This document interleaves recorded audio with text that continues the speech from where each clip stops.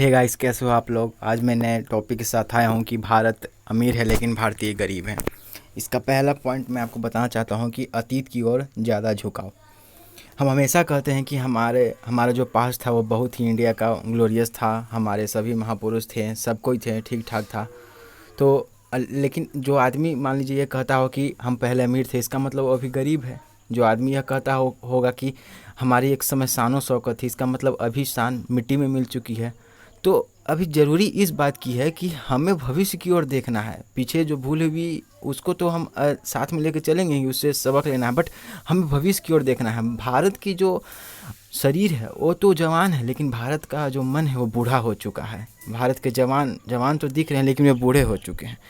आप इस बात को तो मानेंगे ना कि अगर हम भविष्य में राम से बेहतर पुरुष पैदा न कर सके तो कोई हम पर विश्वास करेगा कि राम हमारे पूर्वज थे। वे सब कहेंगे कि तुम काल्पनिक कहानी गढ़ रहे हो कि राम तुम्हारे पूर्वज थे। अगर हमने भविष्य में आर्यभट्ट से अच्छा मैथमेटिशियन पैदा नहीं किया तो कोई हमें मानेगा कि हमारे पूर्वज आर्यभट्ट थे। वे सब कहेंगे कि तुम झूठ बोल रहे हो, तुम एक काल्पनिक कहानी गढ़ रहे हो। सो गाइस, ये हमें आगे की ओर देखना होगा, भविष्य की ओर देखना होगा। हमें भविष्य की ओर हम देख ही नहीं रहे। न राम इतने महत्वपूर्ण, न बुद्ध, न महावीर जितना आने वाला कल का एक बच्चा है। ठीक है, तो हमें ये मानना होगा एक एक घर में पैदा होने वाला साधारण सा बच्चा भी पुराने सारे अतीत से ज़्यादा महत्वपूर्ण है, क्योंकि वह होने वाला है और अतीत हो चुका है। इसलिए बच्चे हमारे रोज़ बर्बाद होते चले गए हैं, उन पर कोई ध्यान नहीं है। ध्यान बूढ़ों पर है, ध्यान उन पर है जो चले गए हैं, जो जा चुके हैं, व्यतीत हो चुके हैं, उन पर हमारा ध्यान है। बच्चों पर हमारा कोई ध्यान नहीं है। सो गाइस, यही जो मेन आपका मैं बताना चाहता कि अतीत पर हमारा। और एक चीज़ को याद रखिएगा, जिस आदमी का वर्तमान नहीं होता वही केवल अतीत की बातें करता है, और जिसका कोई भविष्य नहीं होता वह केवल अतीत की पूजा और गुणगान में ही समय व्यतीत करने लगता है। सो ये था पहला पॉइंट हमारा। दूसरा, थॉट फोबिया यानी सोचने की क्षमता। भारत का गरीबी जो आंख से दिख रहा है वो तो बाद में बना। पहले गरीबी गरीबी चिंतन है, हमारा चिंतन ही गरीबी के ऊपर इर्द गिर्द घूम रहा है।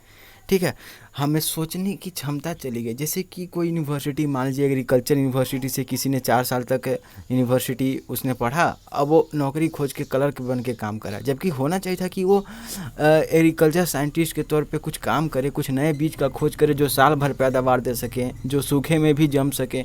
ऐसे कुछ जो किसानों के लिए नए नए अथी बना सके कि उनकी प्रोडक्टिविटी वो कैसे बढ़ाया जाए कम जमीन में। लेकिन ये सब पर नहीं, वो एक नौकरी लेके क्लर्क बन के बैठ गया है। यही हो रहा है आजकल।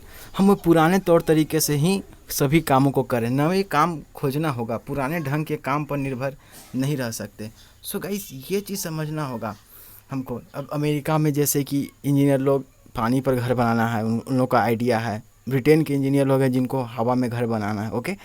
लेकिन हमारे भारत के सिविल इंजीनियर वही ज़मीन पर ही। अब भारत में पूरी दुनिया का मात्र आपको पता है 2% जो ज़मीन है वो भारत के पास है, ठीक है। लेकिन आबादी पूरी दुनिया का लगभग 17% है। अब बताइए, इस 17% को रहने के लिए, खाने के लिए, एग्रीकल्चर के लिए, वो मैन्युफैक्चरिंग के लिए कहाँ से करें। तो अब फैक्ट्री को ज़मीन के नीचे बनाएंगे तब जाके कहीं होगा। रेल की पटरियों को ज़मीन के नीचे थी किया जाए तब जाके कहीं अथी होगा। लेकिन हमारे इंजीनियर ये सब नहीं सोचेंगे, और इनको करने से फ़ायदा ये भी होगा कि नए रोज़गार मिलेंगे, नए नए तरीके मिलेंगे। तो हम लोग का ये सिर्फ एक फील्ड का बात नहीं, हर फील्ड में यही बात है।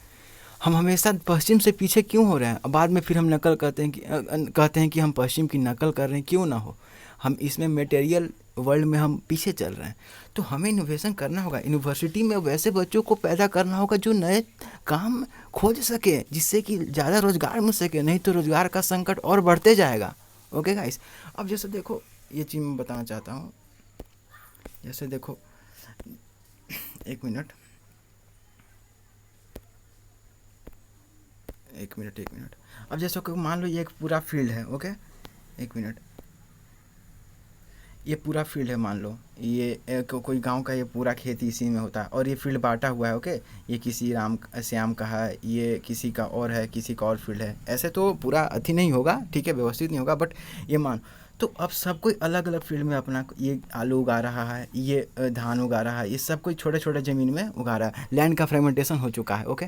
मैं ये एग्जांपल बता रहा हूँ कैसे एक इनोवेशन टॉपिक में ही है, ओके। सो क्यों नहीं इस पूरे ज़मीन पर एक फसल को उगाया जाए जो वहाँ के अनुसार इम्पोर्टेंट हो। जिससे ज़्यादा पैसा आ सके। ओके, इस पूरे को हम क्यों नहीं अपने कोऑपरेटिव फार्मिंग के तहत इसको इकट्ठा करें। कोऑपरेटिव फार्मिंग के तहत इस पूरे लैंड को सब किसान आपस में बात कर ले कि हाँ इसमें हमको एक फसल उगानी है, और एक फसल उगाने से क्या होगा कि कॉस्ट ऑफ इरिगेशन आपको किधर गया, इरिगेशन का कॉस्ट कम पड़ेगा। ओके, एक मिनट, इरिगेशन का कॉस्ट कम पड़ेगा।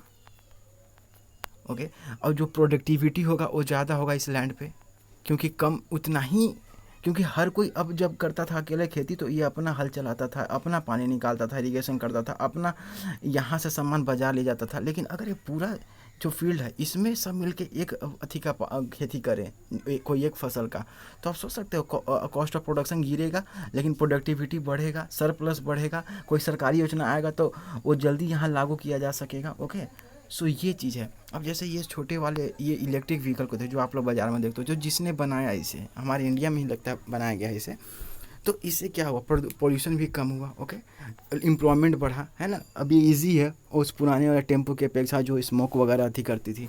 सो ये है गाइस, ये छोटे मोटे इनोवेशन के अथी हैं जो ज़िंदगी को डिफाइन करते हैं। ये मैं बताना चाहता था इनोवेशन। अब अगला टॉपिक पर चलते हैं। एक मिनट गाइस, ये जनरेशन गैप, इंडिया में जनरेशन गैप का बहुत अथी है। पिता अपने बच्चे को डांटा है कि देखिए निकम्मा है, सबके सामने वही बेइज्जती ठीक है, कि ये नहीं करता है, वो नहीं करता है, और बच्चा है कि पिता से फ्रस्ट्रेट है। ओके, कि आप हमेशा ऐसे करते रहते हो। सो लेकिन हमें क्या करना होगा कि ये जो यंग लोग हैं इनके पावर को, ओके, यंग लोग के पास शक्ति होती है, गर्म खून, और ये जो बूढ़े लोग हैं इनके पास एक्सपीरियंस होता है। ओके, एक्सपीरियंस, इन दोनों को मिलाना होगा, जोड़ना होगा। Okay, power plus experience. India में ये हो नहीं पा रहा है, ये थोड़ा दिक्कत आ रहा है। सरकार को इसके बारे में सोचना चाहिए कि कैसे इनको नज़दीक लाया जाए। जैसे यूनिवर्सिटी में हर महीने में जो एजेड लोग हैं उनका एक सेमिनार लाया जाए, क्योंकि यूनिवर्सिटी में जवान लोग भी होते हैं, बूढ़े, तो आपस में इंटरेक्ट करें एक सेमिनार के थ्रू। या जो शिक्षक लोग हैं वे बच्चों की बातों को एजेड लोग तक पहुँचाए। पहले एजेड लोग की बात को बच्चों तक पहुँचाते थे शिक्षक लोग, लेकिन अब क्या करना होगा कि बच्चों की बातें को एजेड लोग तक पहुँचाना होगा। सो ये करना होगा, तब जाके कहीं कुछ मज़ा आएगा, एक संगीत बनेगा और एक विकास का नया राह होगा। तो ये जनरेशन को आपको कम करना। तीसरा, अब हम चौथा के बारे में, भौतिकवाद और अध्यात्मवाद। गाइस ये सबसे इम्पोर्टेंट है मुझे लगता है, क्योंकि देखिए भौतिकवाद जो होता है वो जड़ होता है, ठीक है, इसके ऊपर ही फल के रूप में अध्यात्मवाद होता है। अध्यात्मवाद बहुत ऊपर की चीज़ है। ओके गाइस, बट हमने क्या किया कि हमको पहले अध्यात्मवाद ही चाहिए, स्पिरिचुअलिटी चाहिए। हमें भौतिकवाद को बहुत गाली दिया, मटेरियल वर्ल्ड को, ठीक है, कि ये पैसा, ये है पैसा तो हाथ का मैल है वगैरह वगैरह, पैसा पापी बना देता है लोगों को। मुकेश अंबानी को भी आज कितने ही गाली देने वाले लोग हैं। सो गाइस, लेकिन ऐसा नहीं करना होगा, हमें मटेरियल रूप से पहले प्रॉस्पर हो। पहले शरीर ही नहीं रहेगा अच्छा तो क्या खाक अध्यात्म की ओर बढ़ोगे। अध्यात्म तो बहुत ऊंची चीज़ है। ओके गाइस, तो यही हुआ, हमने जीवन को नीरस बना दिया। हमने कहा कि संसार में हम इसलिए आए क्योंकि हमने पाप किया था, इसलिए जन्म हुआ, जन्म मरण में हम लोग घुस गए, तो जीवन नीरस बन गया। जहाँ पश्चिम के लोग जीवन को रस लेकर जी रहे हैं, वहीं इंडिया के लोग नीरस हो रहे हैं।